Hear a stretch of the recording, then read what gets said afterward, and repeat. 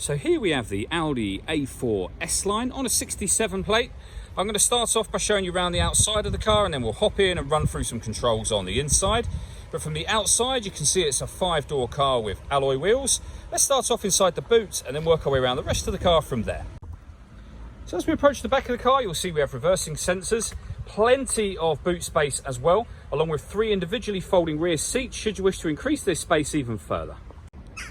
Okay, so we're just going to work our way back round to the front of the car, and then we'll hop in and run through some controls on the inside. But now that we've done a full circle of it, you can see it's in excellent condition the whole way round. Just briefly before we climb in, I think it's well worth seeing the interior from this exterior point of view. You get half leather seats.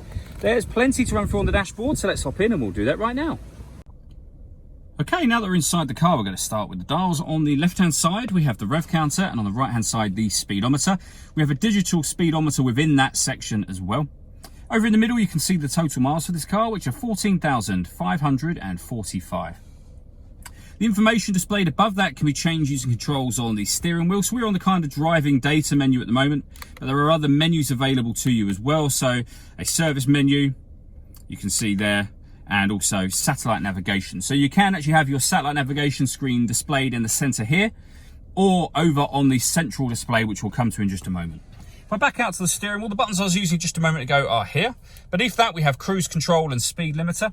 Over on the right-hand side, we have stereo and phone controls. Over in the center is the main screen for the car. So this is where you can have your satellite navigation displayed should you wish to, or you can actually have it in both locations as well if you wish to have that. Back to the main menu. All of the movements that I'm making on the screen are all being done using this dial and the collection of buttons that surround it. So for example, if you want the radio, you can rotate the dial to radio, press the button down. You can access the different frequencies that are available to you. So we have FM, DAB and AM radio all available. You can go back a step again. And if you want to access your own music, it's under the media heading just there. All of this that I'm doing is being done with the dial and the buttons either side of it.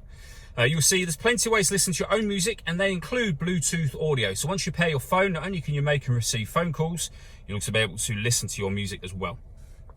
Below that, we have dual zone climate control. So you can adjust the passenger and driver temperatures. You can increase and decrease the fan speed.